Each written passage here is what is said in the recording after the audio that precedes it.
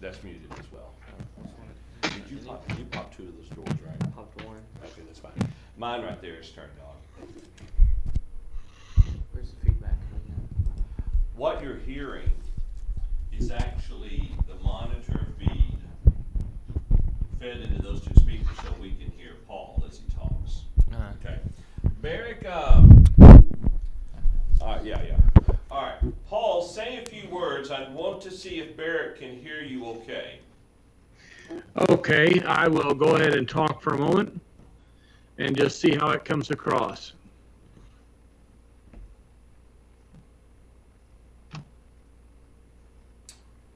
How did that work? He says it's scratchy. I was afraid of that. I was hearing scratchy too. Let me think.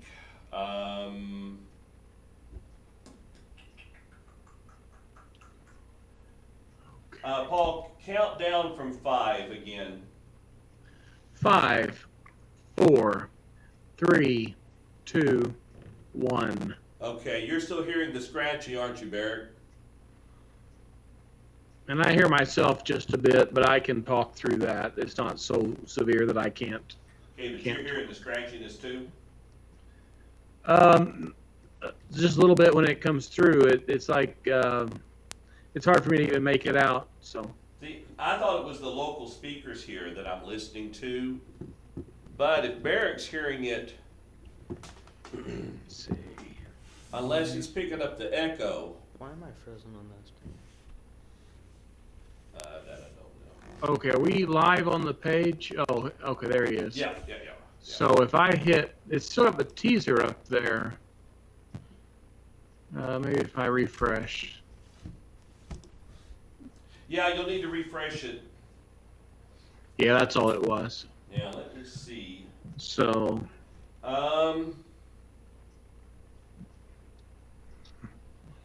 okay, I'm gonna unmute my. This.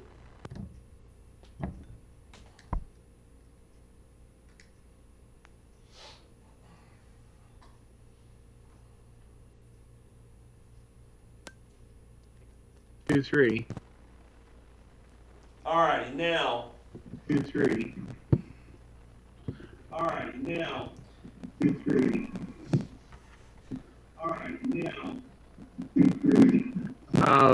Am I coming across real strong on your end? Let me check over here on my side. Am I coming across real strong on your end?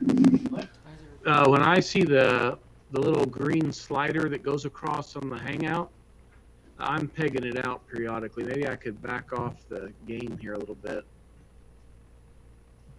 I don't know if that's any better or not. The gain is turned all the way down since I'm sitting right in front of the microphone. All right, let's see. Doesn't sound as scratchy. Doesn't sound as scratchy. Okay, hang on 1 minute. Let's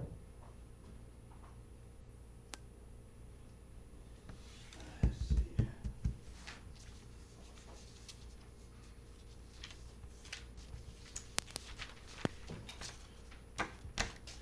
All right, now say something, Paul. Okay, this is a test of the emergency broadcast system. This is only a test. If this were a real emergency, broadcasters in your area. All right, I'm still hearing a bit of the scratch. I have a Blue Yeti. Yeah, Barrick. it's not going to be on Paul's end. It's going to be the equipment on my end. Oh, Barrick says the scratchy is significantly better. Yeah, what's that notice? Okay. Since I don't know if it was me or not, but I backed down the gain, and I can talk a little easier. It's not easy for me to back myself off, but I can. Well, now, you know what? You have your headphones on you? No, not at home. Okay.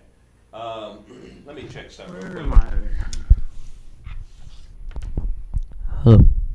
Hello. Who's that? Was this the mic that he hears? Yeah, you were talking to the world just now. What? You were talking to the world. I was. That's okay. I didn't see his mouth moving because I've got myself locked onto the big screen. See?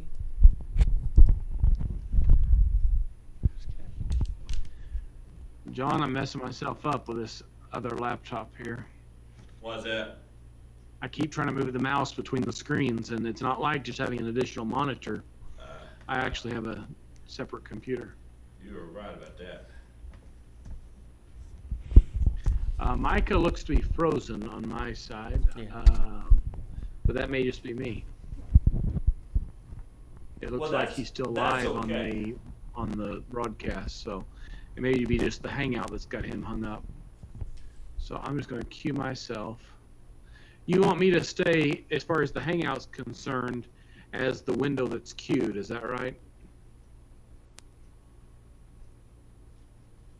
Yeah. Okay, that's what I thought. Alrighty, I'm not a happy camper. So, I don't know how bad it sounds as far as what's coming through. Barrick says it's better. I'm not getting a tremendous amount of echo, just a little bit. yeah, let me think here for just a minute. Okay. I feel like it's those. Well, we can't hear him though, that's the only problem. Now,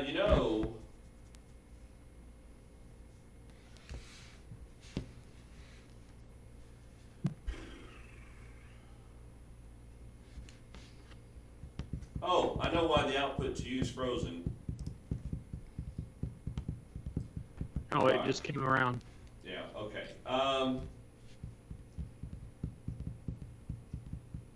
The scratchiness is not coming from your mic. The scratchiness is originating on my end. Okay.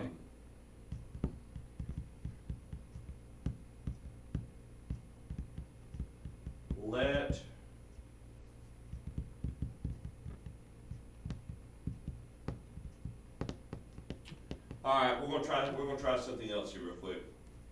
Okay. Hang on for just a moment.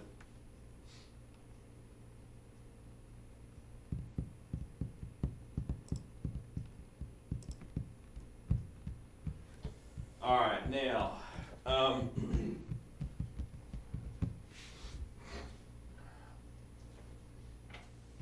right, Paul, go ahead and say something. Okay, I can do that. I know I just went very dark. So I'm just going to test here. I'm checking one of the settings on this camera. I'm going to try turning on right light. You're supposed to be here tonight? That's not great. Did Jimmy call you? Yes. He says that because we're having someone else sit in. Yeah, said he tried to text you. My phone's been acting goofy. All right, Barrick, how well does Paul sound now? Okay, I can talk and let Barrick tell us how it sounds all the way across in England.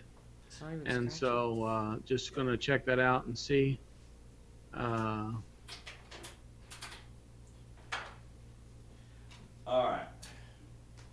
Bear with me. I'm going to talk my son-in-law through the changes tonight, unless you got to go through. No, I was stepping on the way. I thought you. Okay, no. Okay. Okay. Yeah, okay. All right. Here's what we've done with Paul. Okay. We've got Paul coming through the system. Okay. So, we need to make certain we're not going to open the chat room on this computer tonight because we have Paul here in front of us, and I'll have it here.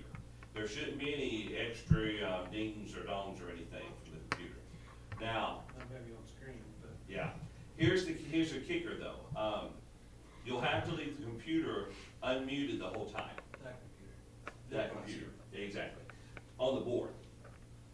Talking about this one right here. Yeah, or one that's labeled computer. You'll need to leave it That up. didn't change, same audio. Exactly, because that's the way Paul's coming through. I tried to bring it through a USB, and we just. So how do we mute him when we go to video? Paul will be responsible for muting himself Okay. when we go to the video break. Right, Paul? Everybody's trying to mute me.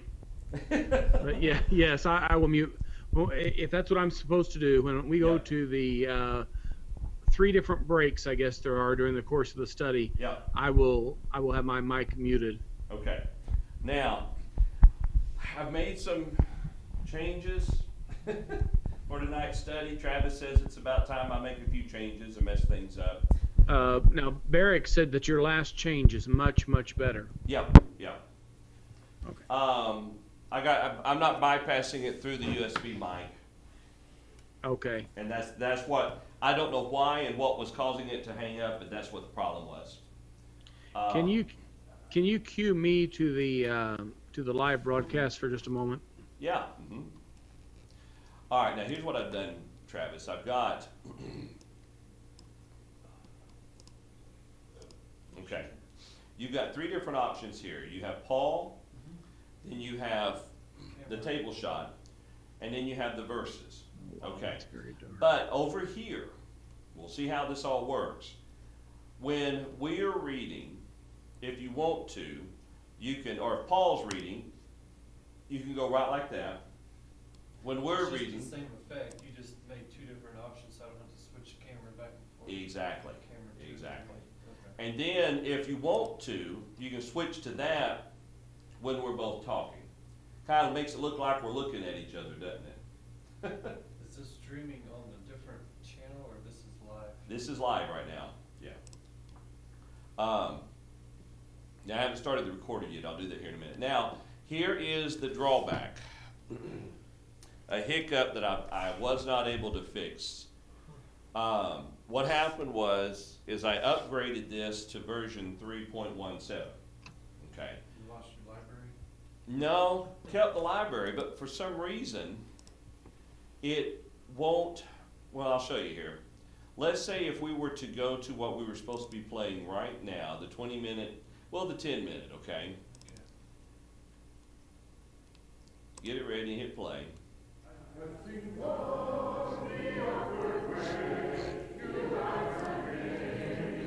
Yeah, and I don't know why.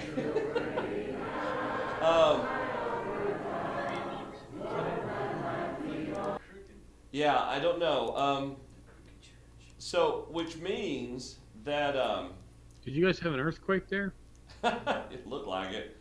The welcome, we're going to go ahead and play it on here.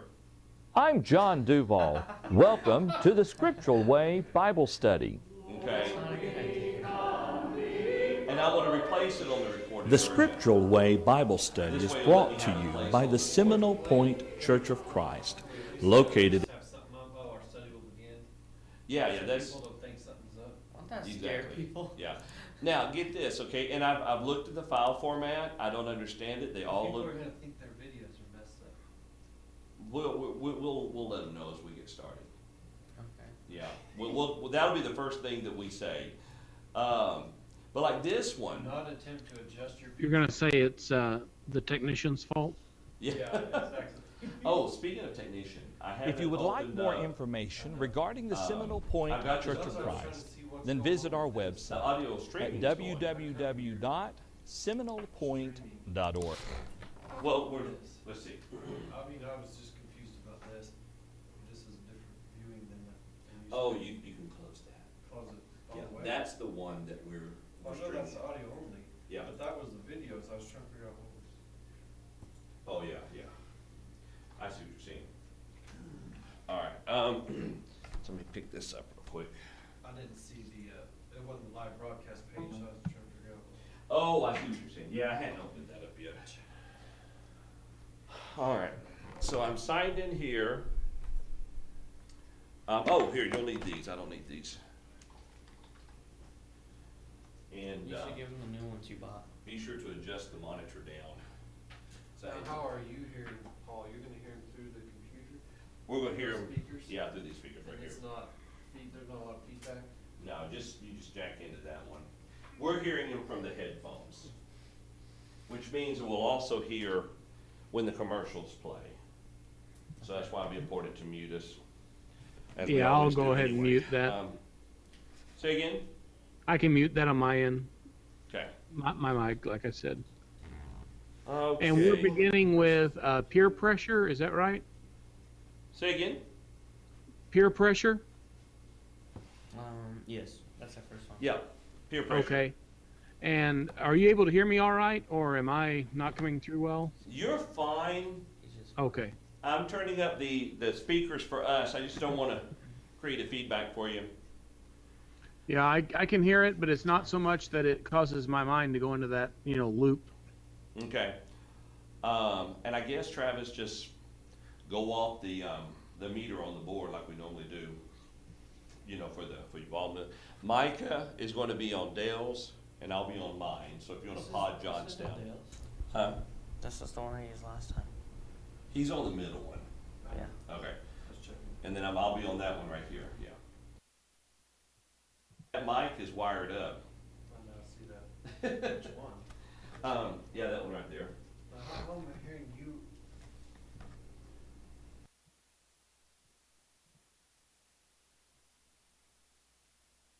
I think I just lost my audio. See, he's hearing us through the way Oh, everybody no, else I hear you hears us. now. I was checking the mute. Yeah. So he's hearing you through that mic right there. Yeah. Mm-hmm. So nothing, okay. Yeah. So, like I told Paul, when we go into the break, we won't be able to have any discussions with him. Okay. Nobody wants to have any discussions with me anyway. That's it. Now, here's the thing. We're going to go ahead. This player's a little bit different. You'll need to right-click over it, and if we've opened it recently, it'll be right in there. Let's see, I've opened one. There's the welcome. Let me open up the third one.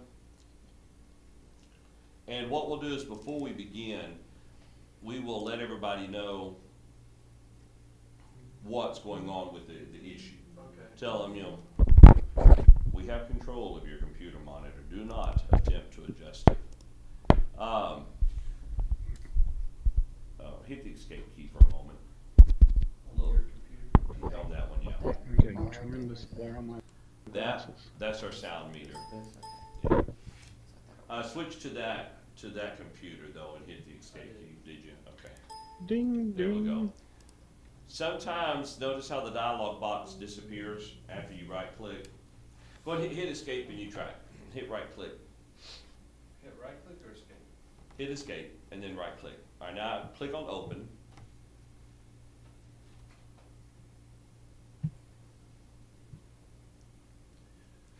Now, John, am I correct in my understanding that instead of your musical introduction, you want me to sing? Hit it again until it comes up or what? Now, why does everybody always laugh when I suggest that? You gotta be over the player tree though. Right click. There we go, finally. Now hit number 4. Alright, and then when it comes up, right click open and look at recent. Open recent, yeah. I'm in the way, the scriptural way. Where's there? Oh yeah, 1, 2, 3, 4, 5. More information. The only thing that's not open there is the, So you don't need to do the welcome. yeah, we're gonna play that. But before we play that, we'll go live and I'll give an explanation. okay. Yeah. Why, Go- you're just wanting that to paste in or? Yeah, we're gonna play the bad videos, but I'll paste in the good ones on the recording. You Ah, wanna go live and then we'll go back to the bad video? Yes, yeah. Intro. That way I'll explain to people what's going on. Yeah. You have not I been. can hear you right now, correct? Okay, Yeah, we're live. yeah. Now, what you might wanna do, go ahead and open the closing credits so that it's in the recent as well. Your Bible. Hmm, Your Bible. I need to run back to my office and get it. Mine's on here. Alright, I'll be right back, guys. I need to go get my coat, and we'll Don't turn on. mind. You don't need to mute everybody, just have silence. I'm not wearing a jacket. Is that going to be okay? Yeah, you're fine, Paul. You know what, just leave it live open, yeah. I'll be right back.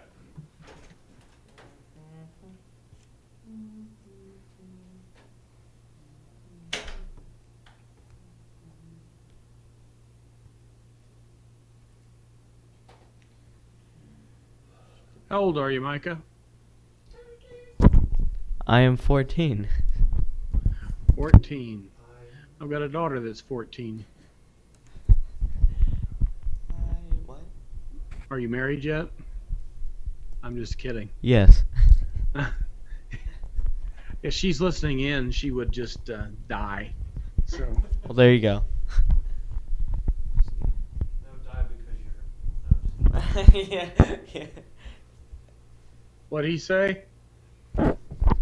He said, Slant against Micah.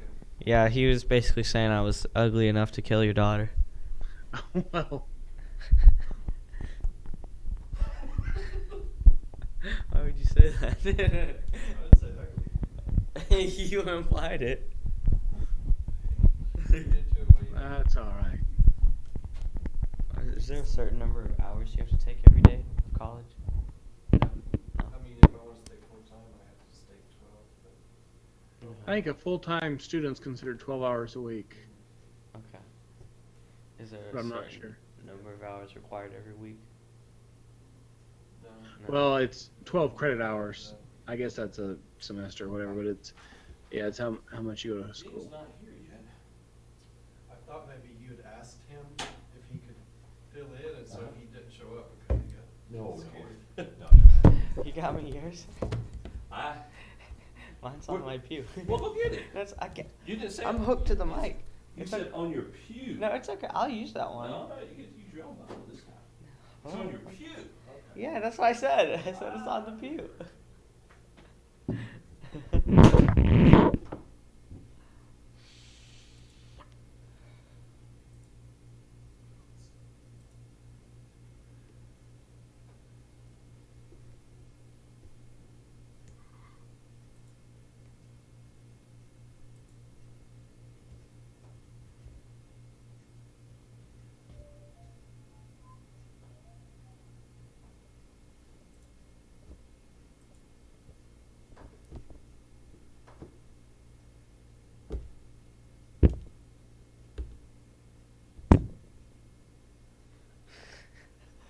Watching the video, I'm seeing how far it is behind. It's not too bad, is it? No, it's not that bad. I'm just seeing myself lag behind like a good 1 second.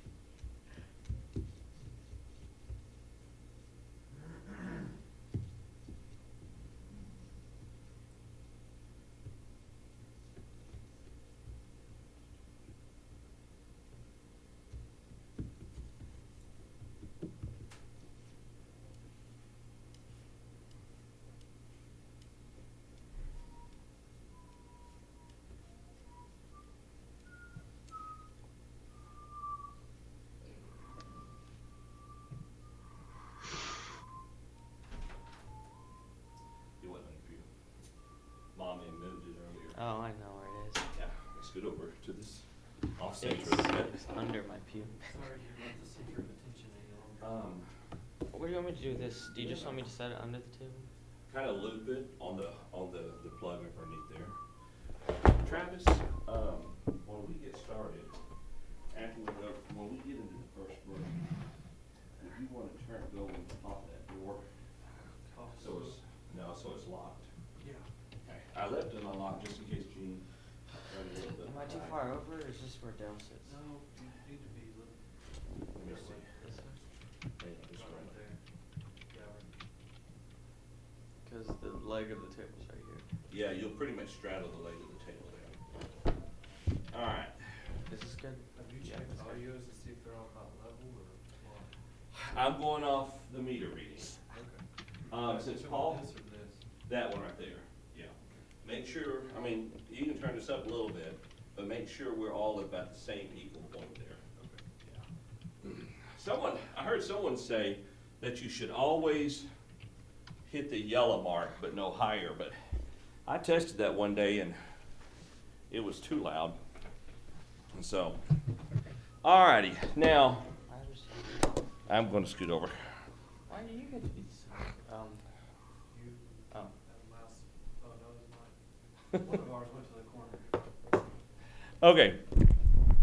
Now, for those who are watching, the reason why you're not seeing the normal stuff play is because we're having some technical difficulties. We will start the welcome video here in just a minute, but it will look funny. So I'm only doing the ad spots tonight as placeholders so I can drop in a better quality video. Go ahead and put me up on so they wonder who is talking. There you go. And so we'll officially start here in just a minute.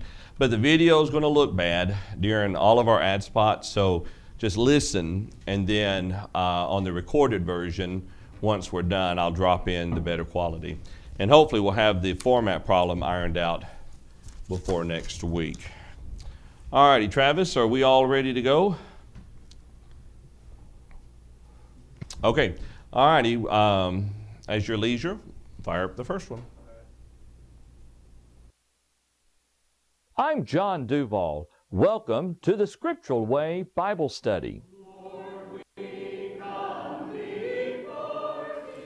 The Scriptural Way Bible Study is brought to you by the Seminole Point Church of Christ, located at 16300 North May Avenue, Oklahoma City.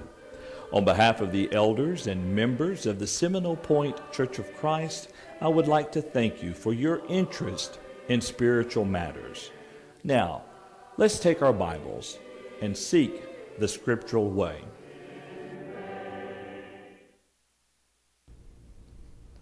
Greetings, I'm John Duvall, I'm Micah Duvall.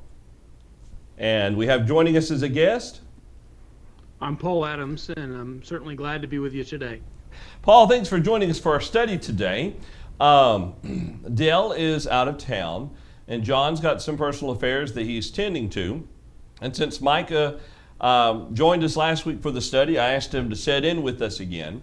And I've also asked Brother Paul Adams to set in. That way it's not just Micah and I having to banter with one another. And so we really appreciate Paul stepping in and filling some set of shoes here tonight. As I mentioned earlier, the videos will look a little bit odd. We'll clean those up for the final recording. So if you're watching this at a later point in time, you'll have no idea what we're talking about, and that is perfectly fine. We'd like to thank you for taking time out of your Tuesday night to join us for this time period of seeking the Scriptural Way. Barrick, over in England, it is extremely late for you, from what I understand, and it's good to have you with us. It looks like we have Alan Duvall, Kevin Kelly, and it looks like 8 others joining us as well within the chat room. If you'd like to participate in tonight's study, we'd love to hear your thoughts and your comments. What you could do, if you would like, is click on one of the sign-in options beneath the video window, or the chat window, I'm sorry. If you have a free chat roll account, enter your information there. You can attempt to use the Facebook. I've not had luck with that. I end up having to go to a whole nother browser to get it work properly. And or you can click guest. Guest is real easy. Click it and then type in your name. And that way, when you put forth your comments or questions, if you have any, we will know who you are. And if this is the first time that you're joining us, let us know where you're from. We'd like to hear where those who join us for our study, where all they live. We have folks from the Philistines, from the Philippines who join us, and a young lady from Ireland who joins us from time to time. Barrett from England is with us as well. So it's always good to have everyone to come together to seek the Scriptural Way. Now, Paul, you're normally in the chat room, so remind everybody where you are from. Well, I'm from Ellettsville, Indiana, work with the Church of Christ in Ellettsville, and it's been a brutally hot day here today, but it's cooled off with some rain showers this evening, and looking forward so much tonight to an opportunity to open up the Bible and to examine what the Scriptures say. Absolutely. It's good to have you with us. Now, a little bit later, we'll see a commercial that advertises our Truth Factor discussion. And Paul and Tom Thornhill and Daniel Duvall and Royce, what's Bell. Royce's last name? Who? Bell. Sorry, Royce. Royce Bell, we all joined together in a Google Hangout for the process of factoring the truth into our daily lives. And we're currently undergoing a study through 1 John. And I think we're in chapter 4, aren't we? Yeah, all the way into chapter 4 now. Yeah, so if you can join us for that, that'll be tomorrow, 11 o'clock a.m. Central Time at live.truthfactor.com. About 2 weeks ago, though, we began a study looking at the subject, and the lesson is entitled Time for School. And in this lesson, we are looking at and have looked at what, as parents, we need to do to prepare our children, not just for going to public school, if your kids go to public school, but for entering into the real world, to be prepared when they're encountering folks out there. Some of the things we talked about is that you need to prepare your children to be seen, to recognize that God is watching them, of course, but make sure they realize that other people are watching them and observing their behavior. We need to prepare our children to make the right choices, to be willing to stand up for the right choices, and prepare them to take a stand.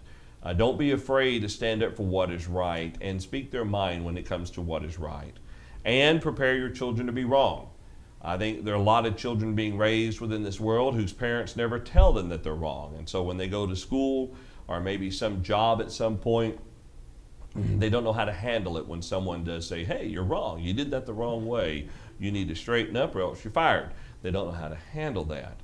And the second section of our lesson we stepped into last week, maintaining proper priorities. Paul, I think it is so important, and I'm afraid it's an area that sometimes as parents maybe we fail, and that is so important to make sure that we teach our children to maintain proper priorities. Absolutely. When we think about some of those priorities that we need to keep in mind, we realize that Jesus taught when he was discussing all the different things in life that we might worry about. He taught us to seek first the kingdom of God and his righteousness. And that ought to be true in every aspect of our lives, to put him at the very top of the list of everything. In every aspect of our lives, the Lord comes first. And serving him and being faithful to him comes above and beyond everything else. And so that's an important point for our young people to realize as they go off to school. One of the things that I was observing, John, as I was looking at this lesson that you've prepared for tonight and asked me to join you in this, is I was noticing that the points that we could look at for the young people that are going to school or are preparing to go out into the world on their own, that they're really points that all of us have to apply as we engage in our daily lives as well. They're not just limited to those who are going back to school or facing a big change in their lives, but there's something that's important for us each day. I agree with that. You know, Micah, one of the things, and this kind of ties in with what Paul just mentioned from Matthew chapter 6, where we seek first the kingdom of God. We looked at last week Colossians 3 verses 1 and 2, where he tells us to seek those things that are above. And there are a lot of things that I believe that as young people, that your generation, just like all of our generations, face that wants to pull the attention away from us seeking those things that are above. Yes, that is true. And usually when school today, when you go to school and you ask someone, hey, where do you go to church? The response is, oh, I go to a Church of Christ. And then you ask them, well, what's your church's name? And it's usually like, a Baptist church or something. And it's kind of weird to see how people think that the churches they go to are churches of Christ because they think what they're being taught is true, when it's really some things are added, some things are taken away. Well, that is something that we get into. The idea of when we're sitting down to study the Word of God, being able to study with other people and to hopefully give the right answers and to be able to present it in such a way that, and understand that if someone disagrees with you in a Bible study, you never get mad. You never get upset. You simply say, well, this is how I see it within the Scriptures.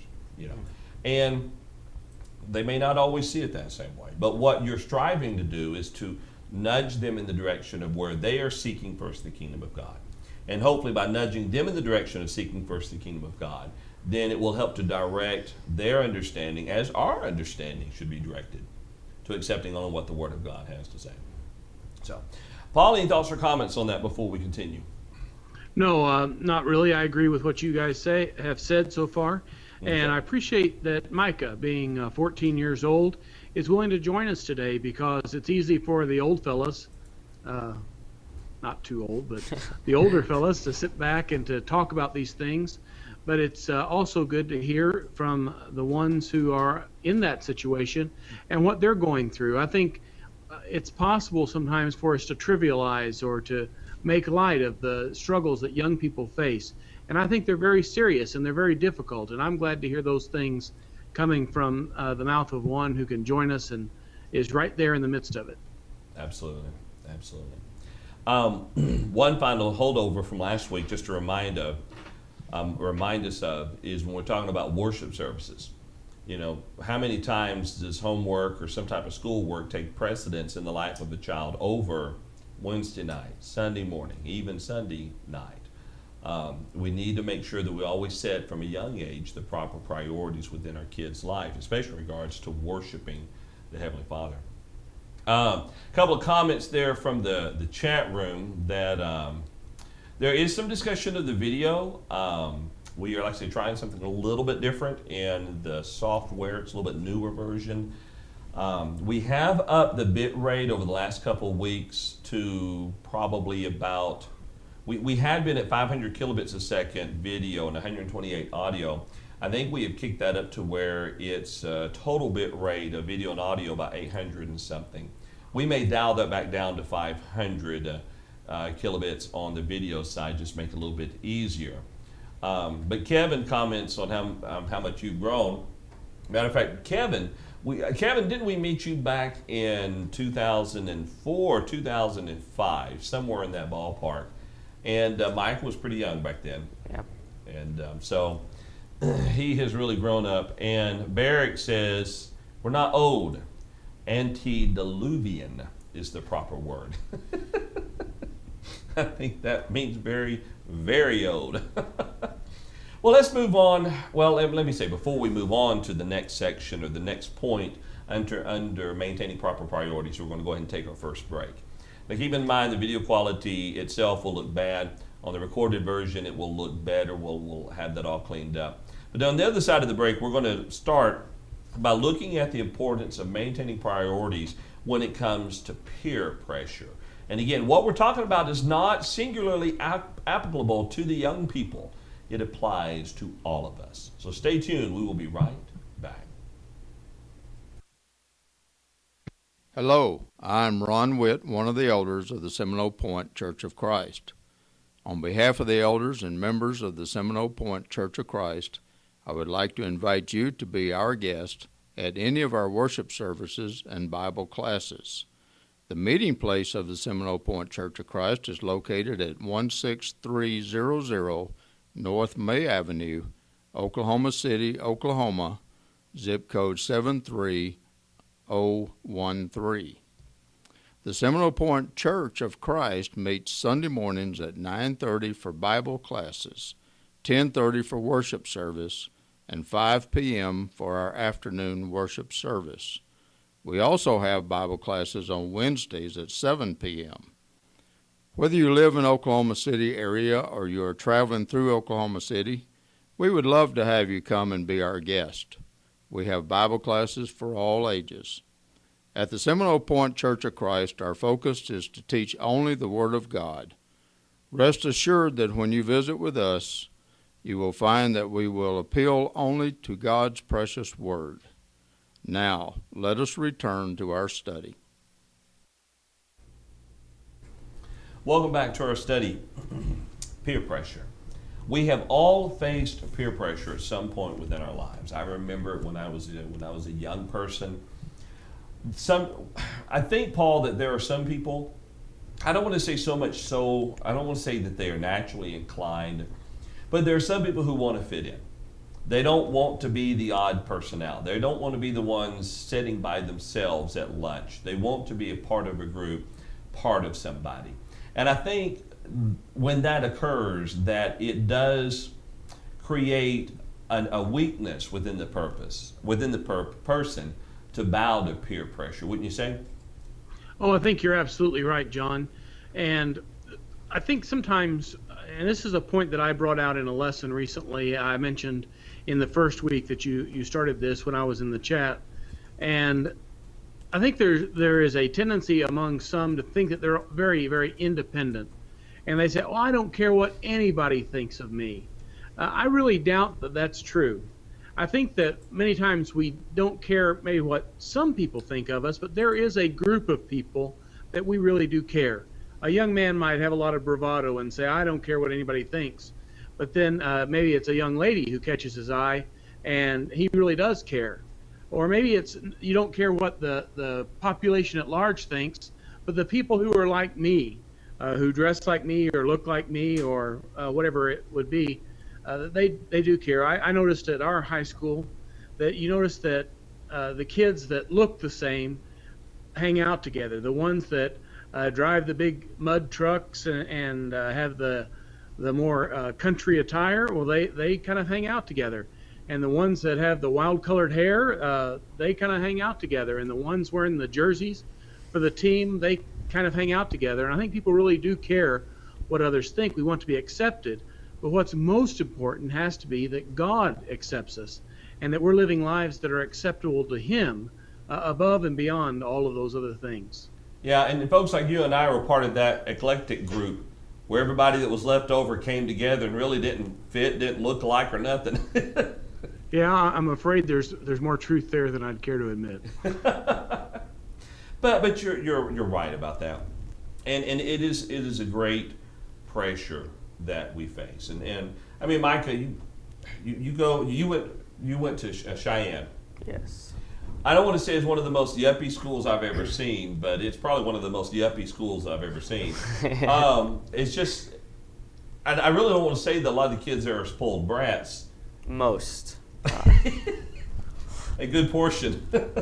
Well, talk to us for a minute from your viewpoint, going through it right now. Well, what are some of the common things that you see a pressure there of people to want to run to the same thing and do the same thing? Well, usually you have your groups in high school or middle school for that matter, and it's usually the rich kids, the stuck-up kids hang out together in one group. It's usually like, the people that play sports are together, the people that, love music are together, and then you get some people that are left out, and so they make changes to themselves, which usually aren't very appealing to other people, but they just change themselves to get themselves in other groups, and usually it's not the best for them. Well, this is where the peer pressure comes in. All right.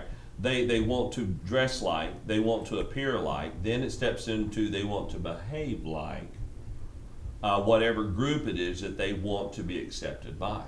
Now, that's not a major problem. And like Paul talked about a while ago, I think we all want to be accepted by somebody in one form or fashion. However, it's when we begin to cross that line of right and wrong, when we begin to do things, whether it be, we're talking about drinking alcohol or doing drugs or even cursing or swearing, lying, cheating, whatever it may be, when we begin to do things that cross the threshold just so that we can be a part of the group, then we have allowed this draw to pull us too far in. And I really wondered, and I try not to babble on too much about this, but Paul, do you think it's possible that some people could worship the attention of other people? Certainly, that is a possibility. That when we look at the idea of worship, that which we are all encompassed with, that which leaves us in awe, is that it may be that the attention that others could give us is something that we want more than anything else. And what Micah was saying a minute ago, people changing themselves to be like a different group of people that they want to fit in with. I was thinking about the words of, in one place, it's the words of Isaiah, in Isaiah 64 and verse 8. It says, "But now, O Lord, you are our Father, we are the clay, and you our potter, as we are all the work of your hand." And that ought to be, as far as our shaping and what we're going to be conformed to, we ought to be being like what God would want us to be, allowing His Word to shape and to mold our lives. But I think you're right that sometimes it becomes, instead of seeing God's right to direct our lives, we see other people and allow them to take that place of God and to shape us into what we end up being. Yeah, that's right. A couple comments from the chat room, and then we've got a couple of verses we'll look at here. Barrick makes an interesting point that happens to a lot of young people. He says, I was alienated, ostracized due to dyslexia, being different, a foreigner in a foreign land. And kids can be merciless at times when it comes to things being different. You know, and they know themselves that if they were being laughed at, they would fall down and cry, but yet they will laugh and make fun of other people. And then Brian goes on to say, or ask, he says, do you think most peer pressure today is negative, or do you see any positive influence? What do you think? It's mostly negative. I mean, you'll have those positive ones where, you know, not necessarily spiritually positive, but, you know, like people that will get together to help one another to study or something. I've yet to see someone go up to someone and ask them if they wanted to have a Bible study. I mean, I haven't seen that at school. Okay. But most of it's negative. It seems to be what catches the attention would be the negative influence, the negative peer pressure. Yeah. You're right. Someone that's trying to get someone to do drugs in the bathroom, they're going to make the news, whereas someone who's trying to set up a Bible study is not. You know. That's true. That's true, John, as well, though. But isn't it just the nature is that we're trying to be the light and the salt. We're trying to be the positive influence. And isn't it just truth, though, that it's a whole lot easier for someone to bring someone down than to pull them up and lift them up? It just seems to be the nature of it, that kind of pressure and influence. It's easy for us to get drugged down into the mud, but it's hard sometimes for us to get pulled up out and to be the example, or to look to that good example to help us out. Yeah. There is a writer by the name of John Maxwell. He's written a lot of books on leadership and everything, and I'm not trying to sell his books or anything like that, but he makes a very good point on a number of occasions that ultimately a good leader is going to be someone who tries to help other people to better themselves. Okay.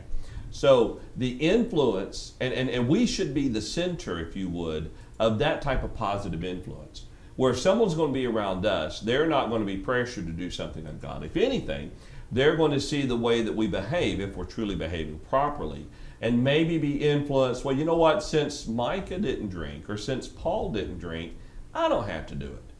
If she was able to stand up to the pressure, I can stand up to the pressure. You know, if she can study for the test and do well, I can study for the test and do well. So there is, but instead of it being viewed as a pressure, it is more of an influence that we're talking about that's positive, that we should strive to have upon other people. Yeah. Barrick says in the chat room, I would think most pressure has an adverse effect, but there is positive. Travis, microphone's probably not on. How do you make diamonds? Yeah, pressurized carbon, I would think over time is usually how it's described. Pressure. Very dense carbon. Pressure and heat on the carbon there. Yep. I mean, that's what I was always taught. And Travis is smarter than I. I mean, he's going back to school in a whole other degree. But the point is, it takes a lot of pressure of a positive nature, in a matter of speaking, to turn that coal, to turn that carbon into diamond. Sadly, that does not happen in the real world to other people. If you pressure them, they won't turn into diamonds. Well, you know, physically and personality-wise. Well, and that's the difference, I think, between pressure and influence. You know, we need to try to influence others, but not pressure. Because sometimes people will change under pressure, and it's not a change that's brought about by influence. And I think that's the better change. You think so, Paul? Oh, yes, I think that's absolutely right. We can see that illustrated sometimes when there is maybe a young couple that's thinking about getting married, and one of them is set on not giving in and getting married unless the other one is a Christian. And so that person becomes a Christian, and it's not a matter of their conviction of who Jesus is and what he's done for them and wanting to render submission and obedience to what God's word says, but instead it's all about just getting married. That's right. I agree with that. A couple comments, and then we've got a couple verses we're going to look at here this time for sure. Kevin reminds us that peer pressure does not end after junior high or high school. I would almost think that it gets worse, depending on some situations. You're exactly right, Kevin. Barrick agrees, and Brian says, that's true, Kevin. Even after college, it doesn't go away.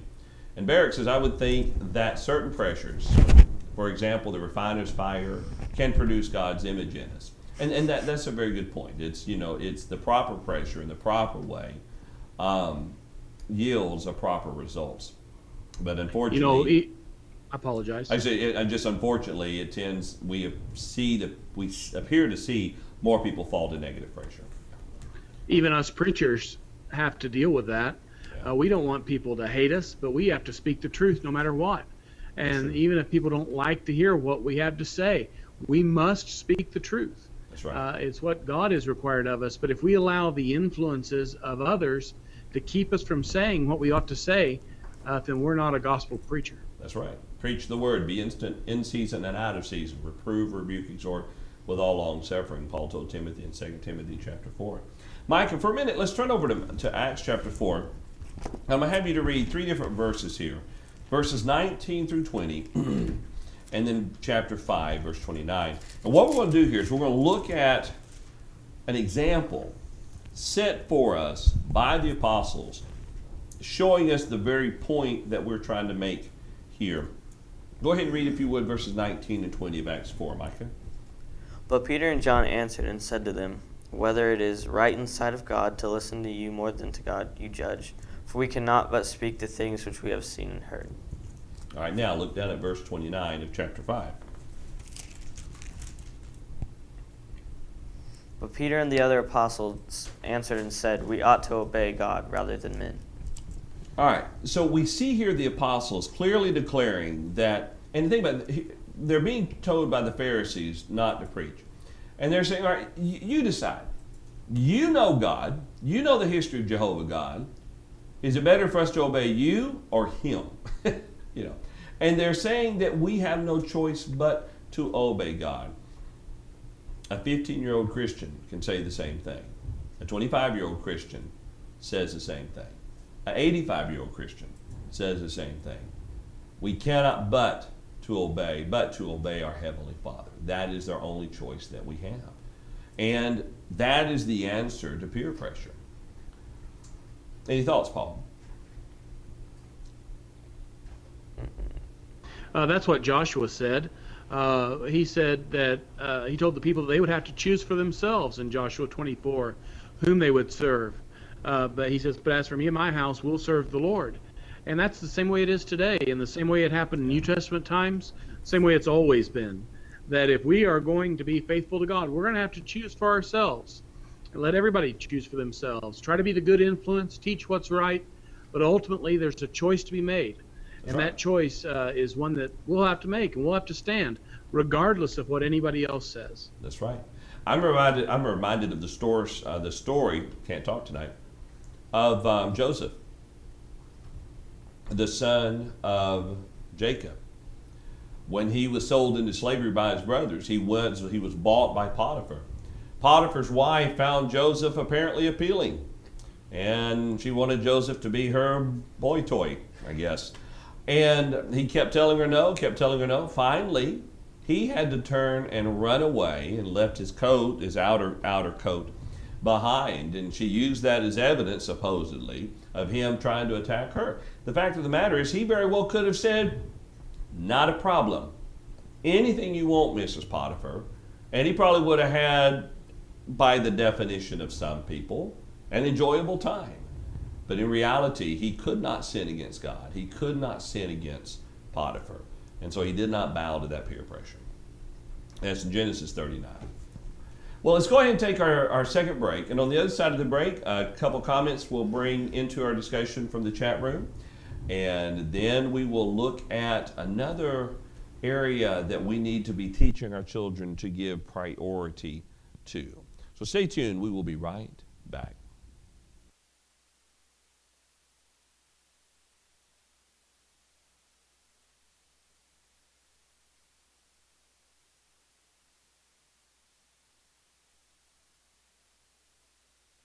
Greetings. I'm John Duvall. I'm Paul Adams. And I'm Tom Thornhill. And I'm Daniel Duvall. We are the host of the Truth Factor discussion. You can join the Bible study by going to live.truthfactor.com and participating with your comments and your questions. Come join us on Wednesdays at 11 o'clock Central Time at live.truthfactor.com. Welcome back to our study. A couple of comments here, and I really like the one that Kevin says earlier there. He says that we don't build muscle without tearing it down a little with exercise so that it can come back stronger. It's a very good point. Alan Duvall says if we give in to pressure, we are no better than the denominations, and that's true, because oftentimes the concept of denomination comes with divisions, and many times people follow divisions because of pressures, because they hear something they like, or they're unwilling to walk away. And I've known some individuals in my lifetime who, when shown the truth, would fundamentally say, and I know one person very specifically, someone in my family years ago obeyed the gospel, but because it wasn't the religion that her children were a part of, after a couple years, she went back. She made the decision to go back. And it's interesting because then for the rest of her life, anytime you talk to her, what she believed was was a mixture. And we have to be willing to take a stand and not give in to the peer pressure. Brian says in the chat room, and there is usually a consequence for standing up for what is right. Joseph was sold into slavery. That's a very good point. That's how that story continued. People don't always realize the cost of being a disciple. And that's a very good point. Jesus says we've got to count the cost. He told his disciples that they have to count the cost. And when we go out there and we are teaching people about becoming a Christian, before we take them down to the water to baptize them, we need to make certain that they have counted the cost. That it's not about trying to put notches into the header over the entryway to the church building of people that we baptize. It's about converting people to Jesus Christ. I mean, that conversion requires accounting of the cost and preparation. Barrick says it's not easy living a righteous life, and that's true when you look at the forces of the world that is laid to bear upon us every day. Kevin says being a disciple does not mean that we have selected the easy way. However, we must stand for God's way to be acceptable. That's exactly right. Well, let's step on to the next area that we need to be teaching our children to lay proper priority to. And that is we need to give proper priority to words, to proper words and proper speech. Paul, let's take a minute and look at James chapter 1, verse 19. Some say that the writer of James very well may have been the brother of Jesus. Even if so, written by inspiration. Let's take a look at that, Paul. Certainly, the scripture says in James chapter 1 and verse 19, "Therefore, my beloved brethren, let every man be swift to hear, slow to speak, slow to wrath, for the wrath of man does not produce the righteousness of God." You know, to me, that's a very simply stated verse, but yet something that is so incredibly hard to abide by. Let every man be swift to hear, slow to speak, and slow to wrath. It's almost as if some people think that when God created us, he created our tongue muscle to work faster than our ear muscles. Well, we don't have ear muscles, but you know what I mean. And it actually has to do with the brain. Because sometimes, and I'm sure you've been in discussions like this before, you'll make a point, and your point, matter of fact, I heard one earlier, and Barrick, you were part of this discussion. You're in the process of trying to make a simple point, and you didn't even get through a third of it, and someone jumped in assuming you were trying to say something else. And sometimes people are very slow to hear and very quick to speak. And I guess, Micah, that's hard to learn as a young person, isn't it? Sometimes. Sometimes. Well, imagine with teachers, would a young person's life be better if they were quick to hear the teacher and slow to talk back? Yes. Absolutely. You earn the respect of the teacher, don't you, when you Yes. listen to them? That's exactly right. Let's look at another verse here that goes along with this. Colossians chapter 4, verse 6 there. We know that we need to be slow to hear, or slow to speak, swift to hear, and slow to anger. But Paul says in Colossians chapter 4, verse 6,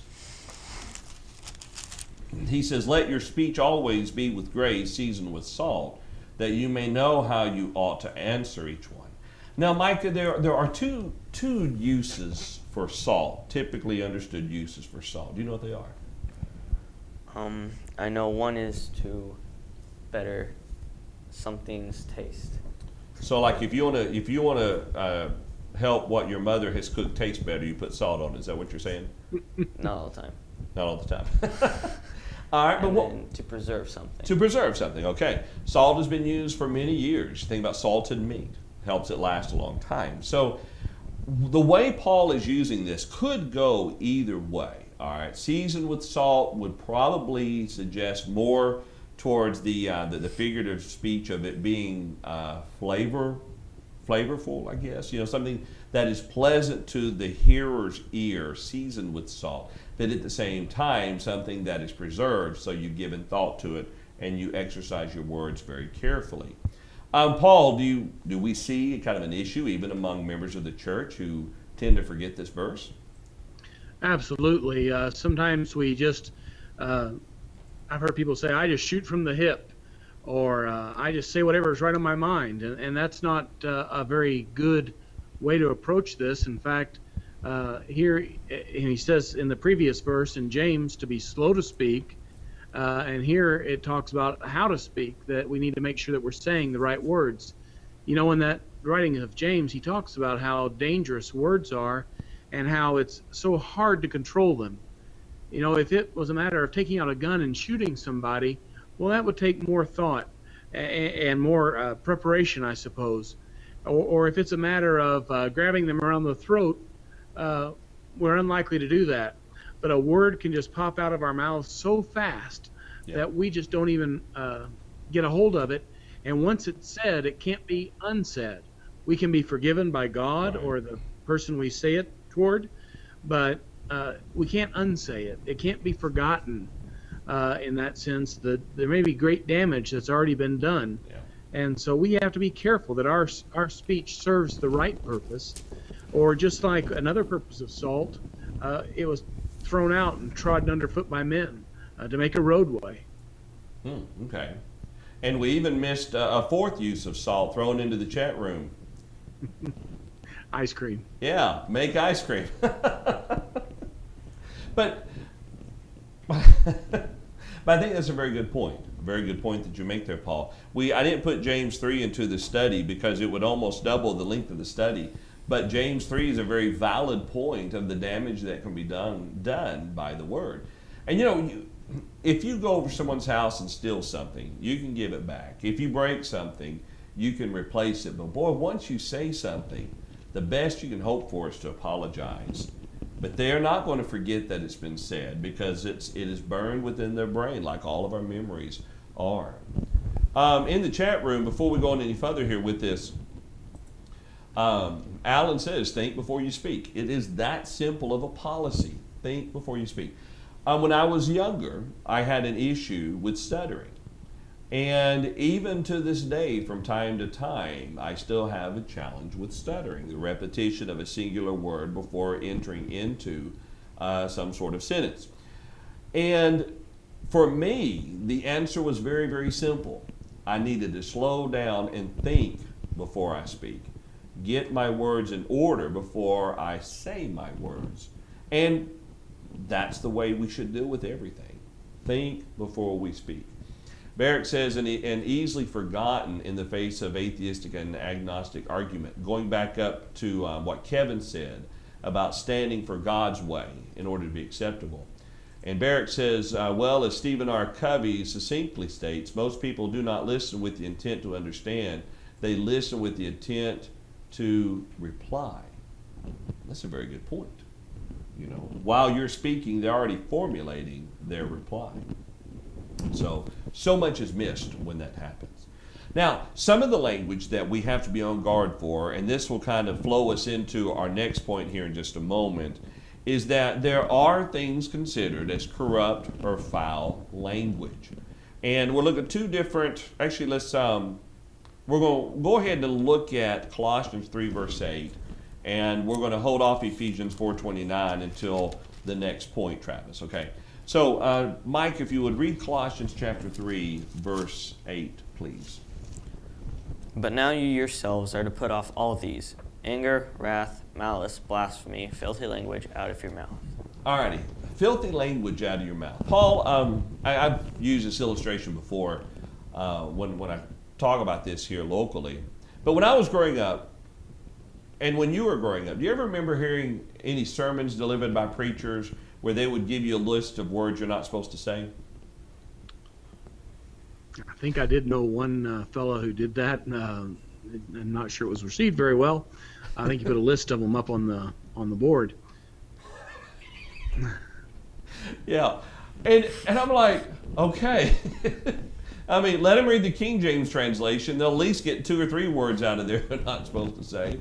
And I think what happens is that misses the point. The point of what Paul's saying here isn't a list of words that we're supposed to have our mouth washed out, okay?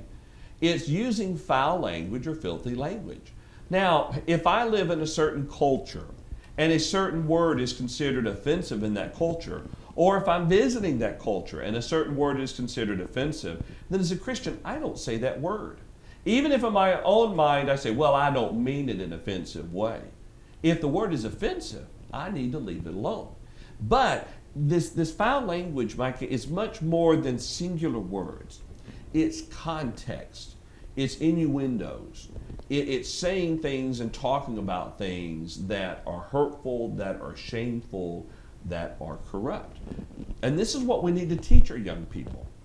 It's kind of like someone saying, well, I didn't say this word. I can use a substitute word. Listen, if the intent is still the same, and you intend that filthy word there, then it's just as wrong. Yeah. You hear a lot of it at school? Oh, definitely. In the classrooms? Whispered, yeah. Out the hallways, unless the teacher's yes. present. Yeah, absolutely. John, I would like to say that it's limited, but it's not. You don't have to go to the high school or the college. You don't have to even go to the junior high. You can go to what here in Indiana, in our community, we have an intermediate school, and you can hear some very filthy language among the students. I question whether some of them even have a concept of what they're saying, but they have learned it and they've been taught it. It's become part of their language. And I've known people that wanted to put that language away after having used it for many years. And sometimes it becomes very hard to not say those words or not to have them process through their mind. That's just the reaction they have. And so the kind of, and the same thing with an appreciation for filthy humor, or as you said, innuendo, or substitute words. It just sometimes is very difficult for people to overcome that if they've developed that habit. And I believe that habit starts with some very small children. It does. And by the time they get to high school, they're experts in being able to use the filthy and foul and vulgar language. That's right.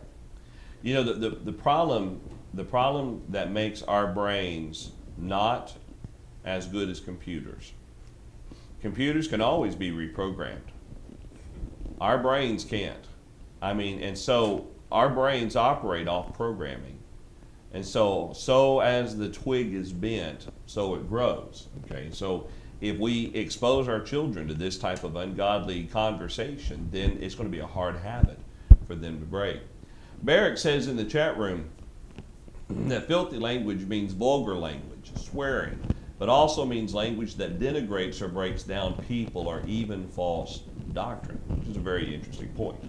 Very interesting point. That's true. And And there are some, and Paul, he says, Paul, I don't think they know what they say. And I think that's possible too.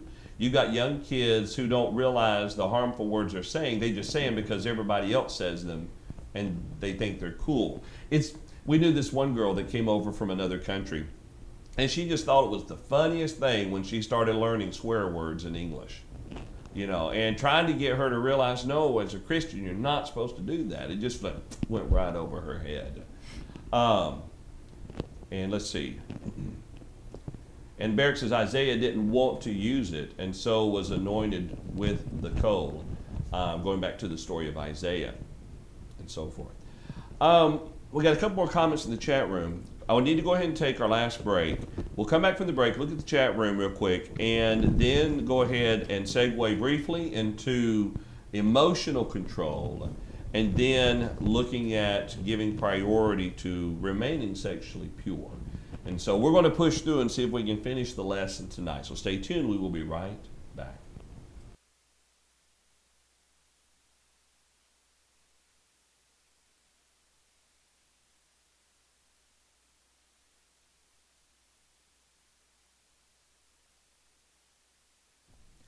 If you would like more information regarding the Seminole Point Church of Christ, then visit our website at www.seminolepoint.org.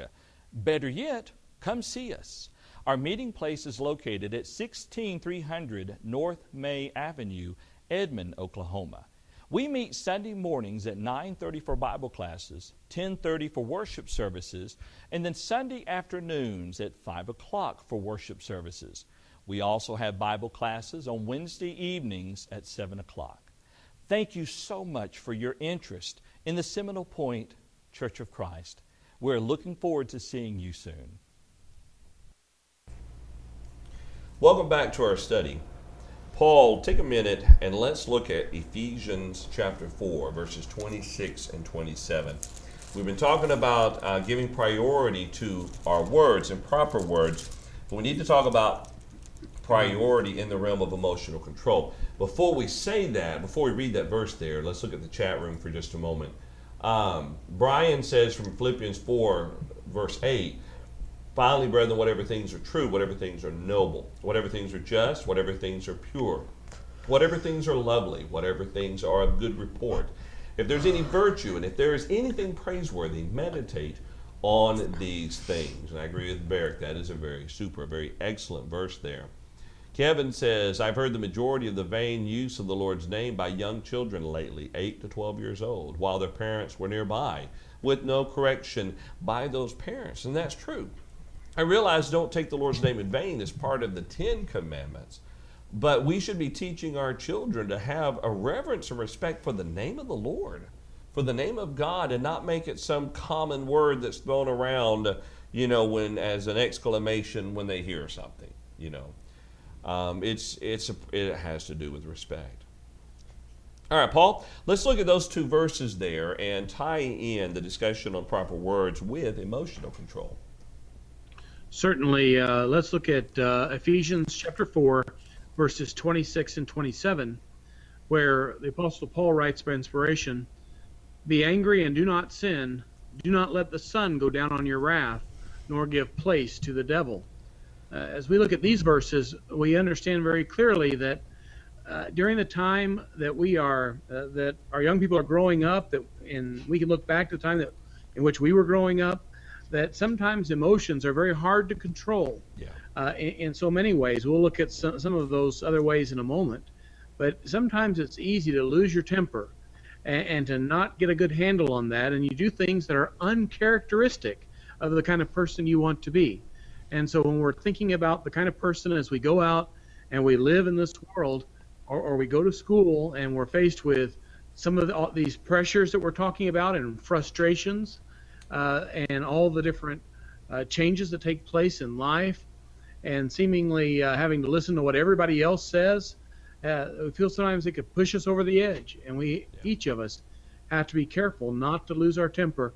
But of course, that's not just with young people, that's with all of us, and the pressures in which we face and the frustrations of life as well. That's right. That's exactly right. I like the tie-in. I hate it that it's divided up the way it is within our Bibles verse-wise. But he says, nor give place to the devil. To me, that's not a separate thou shalt not. That's directly tied with be angry and sin not. Do not let the sun go down upon your wrath, nor give place to the devil. You know, when we don't keep our anger in check, we open up an opportunity for sin or for us to work for the devil in that respect. That anger that is out of control there. That we understand. Jesus was angry. He drove people from the temple, yet he did not sin, keeping control over anger. But Micah, this brings us now to our next point, and that is give priority to remaining sexually pure. I remember as a young person, they talked about this some in school. And I know in the latter generations that we live in that this stuff is already spoken of more frequently in school. But it's not really the classes where they talk about this that is our concern.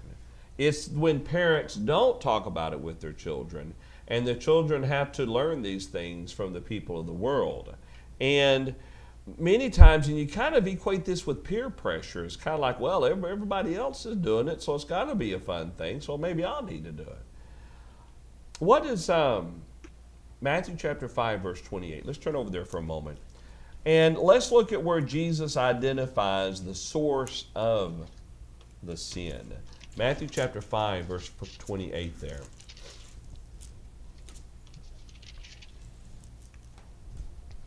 But I say to you that whoever looks at a woman to lust for her has already committed adultery with her in his heart. Okay. Now, just a point of specificness. In this verse, he says it's adultery. Later, when he talks about the divorce, he uses the term fornication. Okay, I don't believe verse 28 here is giving the right to put some away because you think that they lusted after a woman. Okay, but it does show us that for a man to look at a woman, and I believe it would be vice versa as well, for a man to look at a woman and have sexually lustful thoughts would be wrong. And as far as a sin is concerned, he's already committed a sin. Paul, some people may say it's okay to look but not touch. The problem with looking is that it creates desires, and desires can give birth to sin. Right. Here it says why they look. They look to lust. And so it's not anything other than that, just very simply stated. Exactly. It's exactly right. Now, if we're going to help our young people to give priority to remaining sexually pure, it is important, Mike, of course, that young people are taught to strive for that chastity, all right, until they get married. All right, it's not, some say it's kind of an old-fashioned thing, but they've proven statistically that it is better on the couple in the long run if you wait. But David, and I wonder, Paul, when David learned this lesson, Paul, read over in Psalms chapter 101, verse 3. I've often wondered when this psalm was written, and if it was written by David, if it was written before or after his sin that he committed with Bathsheba. Yeah, he certainly, if he didn't realize the lesson if this was before that time, he certainly learned it later. I'm not sure which it is, but in Psalm 101 and verse 3, he says, I will set nothing wicked before my eyes. I hate the work of those who fall away. It shall not cling to me. Another translation renders that, I will set no unclean thing before my eyes. And when we think about that, we were privileged here to have a fellow come and talk to us who's a member of the church who deals with addictions. And there are things and ways in which we can corrupt our minds that it's impossible for that to ever go away. And we can do our very best to put away the sin, but our mind can become so corrupt that it goes to that which is perverse or dirty or filthy, no matter what. And so I'm not saying we can't stand right before God or do our very best to correct that, but it's just that once something has become so corrupted, it's so difficult for us to be able to undo that. Once some immoral thing has been seen, it's hard for us to put that out of our mind. Yeah. And so I think that this verse tells us the danger of that. Yeah. And it's not limited to immodesty, but it would include it. It would include idolatry. It would include anything that is corrupt, anything like that. And you know, Paul, when you think Certainly about pornography. what's that?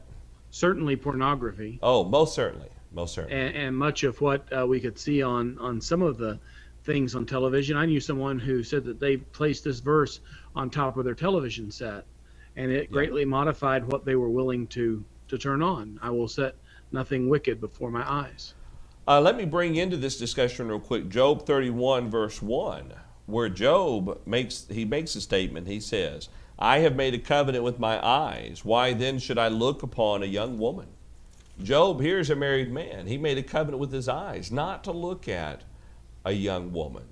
The song, I Only Have Eyes for You, he took that very literal. You know, these eyes, they're on you, and they belong to you. I'm not going to look at another woman. The problem, and we go back to when we're talking about the brain and all the synaptic electrical connections, it kind of you think about burning a pathway. And I read it explained one time. Whenever you forget something, it's not that your brain has actually forgotten it. You have forgotten how to access it. And then one day you smell something that you haven't smelt in a long time. And all of a sudden you bring back a memory of something you haven't thought about in years. And what it is you've hit a trigger point with that smell that then opens up the pathway to where the memory lies. Well, the problem is, and this will kind of go back to the searing conscience, when we allow ourselves to be involved and view stuff on and on and on that is ungodly, then it just burns that path within our mind. And then to stop that, I mean, anytime you see a half-naked woman, there is that trigger point, and that's when you have to exercise the ultimate control in that situation there. Any thoughts, Paul? No, I think you covered that very well. I appreciate the commitment of that. Brian Williams says that we need to teach lessons on what is modest clothing and practice it, because that can stop a temptation from starting. Certainly, those who refuse to cover themselves up bear some responsibility in that. I'm not saying they bear all of the responsibility, but they bear some when they cause others to lust. But that would be a lengthy discussion that we could talk about maybe at another time. Yeah, and we're going to go over it just a little bit this evening because I want to go ahead and finish the lesson. But I'll give you an example. Let's call it hypothetical. A very well could be example. Let's say you've got a young Christian man or a young Christian boy that's battling pornography. And so he's struggling with it. And so he's been clean, if you would, for the last 3 weeks or so. And then one Sunday he's waiting on the Lord's Supper table. And there's a teenage girl comes in and her skirt is too short. She sits down and you see her leg all the way halfway up her thigh. That's going to be a trigger for that young man, and it becomes an issue and a problem. And so we have to keep in mind the way that we dress and the effect that it could have on other people for certain. A couple of points here real quick and then we'll move on. In Galatians 5:19 through 21, Paul talks about the works of the flesh, which are these: fornication, adultery, uncleanness, lasciviousness. To me, a simple explanation of lasciviousness and uncleanness would be anything that leads to fornication and adultery. Any clothing, any speech, any behavior that would lead to desires of fornication or adultery would be considered lasciviousness or uncleanness. Just an easy way of doing that, or looking at that. And time-wise, we won't read this, but Proverbs 6, verses 20 through 29, Micah is an excellent passage for all young men to read. And it's not painting the picture that all women are bad women, but Solomon's trying to get his son to realize that there is if you want to call it a weakness within the flesh of man, I'm not sure if that's the proper term, but there are women out there who will play on that. It's kind of like going into a restaurant. Paul, you probably had some illusions like I did years ago, going to a restaurant and the waitress would be just so friendly and just bringing you drinks and commenting on your hair, and you're thinking, man, she must think I'm good looking, until your wife turns to you and says, she just wants a bigger tip. And you realize that's the truth. When they comment on my hair, I know they're really laying it on. What's that? When they comment on my hair, I know they must be really laying it on. Yeah. And so now I'm not trying to give waitresses a bad name, but the point is that Solomon warns his sons about those women who will set about to bring a man down. And at the same time, it talks about the dangers of the naive man and not watching out for this area of lustfulness. And any thoughts or comments about that, Micah? Well, about this whole point, you see it a lot, today, especially in high school. Not much in middle school, but in high school, definitely, you'll see. I've heard even some people, talk about it like, oh, I'm going to go do this tonight with this guy, and I just think how, I've kind of heard that this kind of thing is a gift that God gives to you, and you wait till marriage to open it, and it's kind of like opening a present before Christmas. Where's the surprise? Where's that you can actually enjoy it and have a good time enjoying it? That's right. There have been studies proving that people that wait till marriage to enjoy in this God-given aspect of marriage have a much sounder marriage than people that engage in carnal relations before marriage. They end up having greater problems throughout life.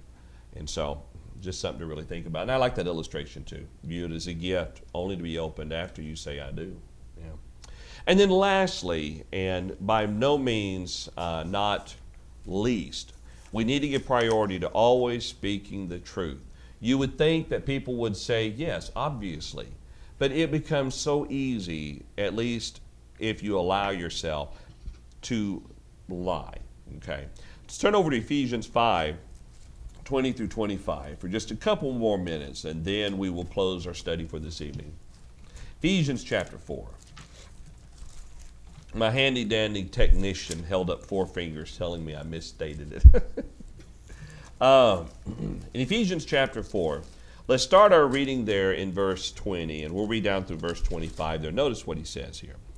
He says, but you have not so learned Christ, if indeed you have heard him and have been taught by him as the truth is in Jesus, that you put off concerning your former conduct the old man which grows corrupt according to the deceitful lust, and be renewed in the spirit of your mind, and that you put on the new man which was created according to God in true righteousness and holiness. Therefore, putting away lying, let each one of you speak truth with his neighbor, for we are members of one another.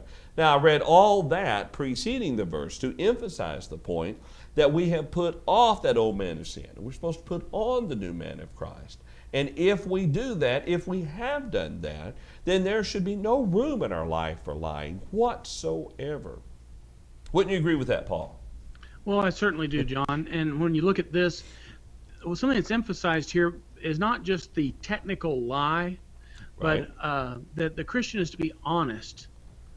He's not to be dishonest. And that eliminates all kinds of cheating. There will be opportunities in school to cheat or to, I never tried to cheat a lot, but I can remember being in high school, and there was and I told this recently in the sermon again that I preached about this same topic, a young lady that sat behind me, and she wanted me to sit off to the side a little bit so that she could look on my paper. And of course, what you talked about before, girls learn at an early age how to try to charm the boys. And a person who's a Christian needs to be honest and not cheat, not lie, not be dishonest or deceptive in any way, but to behave themselves in an honorable way. That's right. Have you ever known anybody who, if you did not quote them word for word, then they could say they didn't say it? Well, no, I didn't say it was a short sleeve shirt. It's if you don't get it exactly right, they're going to deny it. And the whole point, and you said this, is that we're not to be deceptive.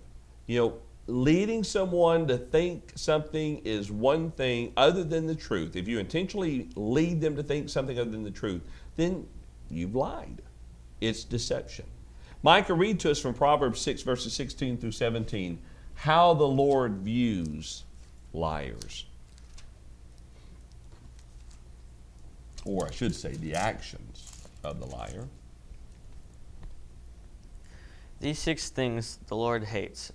Yes, 7 are an abomination to him. A proud look, a lying tongue, hands that shed innocent blood. Yeah, the Lord hates the lying tongue. The Lord is truth. He is not about lies. He's not about deception. He is all about truth. And what happens if you have a kid that tells a lie about everything? What do people start calling them? A liar. I mean, no it's- one trusts him. No one likes him. Everyone stays away from him. Yeah, because you can't trust a word that person says. And it would be sad to overhear a conversation about you where someone said you can never trust what Bob says, because that means that you've lied. Any thoughts, Micah? No. Paul, what about you? Any thoughts on that? No, you guys did a good job covering that. I appreciate the good comments from Micah there. It's just, as Christians, we need to be truthful. Even what some would call the little white lie. Someone, just say you're a secretary or your boss says, hey, if anyone calls, I'm not in.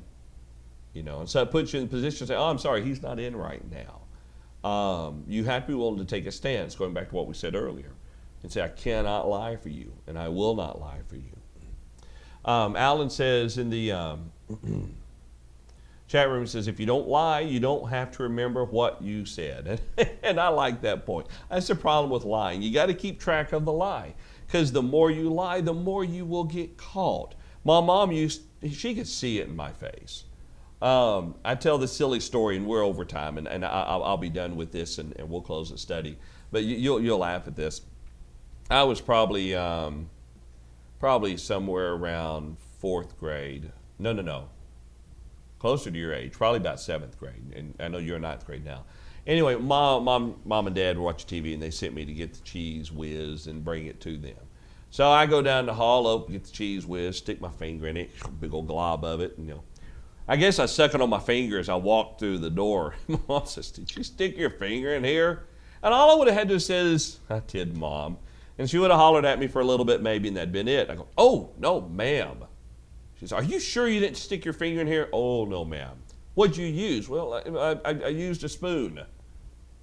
She says, show me the spoon. No problem, I got this covered. Dishwasher has dirty dishes in it. I just find a dirty spoon. I go and I open the dishwasher. Steam hits me in the face. And unfortunately, every single spoon in that dishwasher was clean. I got in more trouble for that than I would have had I simply said, I did. Sorry, Mom. I shouldn't have done that. And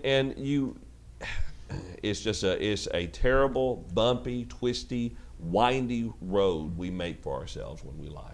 And usually if you just tell the truth, it's easier that way. I mean, you don't get in as much trouble as you do when you lie. That's it. At least most parents, that's the way you should be. Some won't, okay? But most of the time, you tell the truth, you'll always get in less trouble than if you lie about it. That's just and a good rule of thumb. then they take you for an honest person. You're not known as a liar. You're known as a person that will actually stand up and accept what they did. Well, when can a parent learn to trust their child if the last 3 serious moments the child's lied to them? You think about it. Earning trust is so much harder once you've established yourself to be a liar. Okay, well, thank you so much for staying with us. We're sorry we kept you over. It let us finish the lesson, and we really appreciate your presence with us here tonight and your questions and your comments. Really appreciate that. Paul, any final thoughts or comments? No, well, I keep saying no, and then I go ahead and comment. So I guess the answer is yes, I do have. And so just appreciate the invitation today, John, to be able to come together to study the Word of God and to engage in this.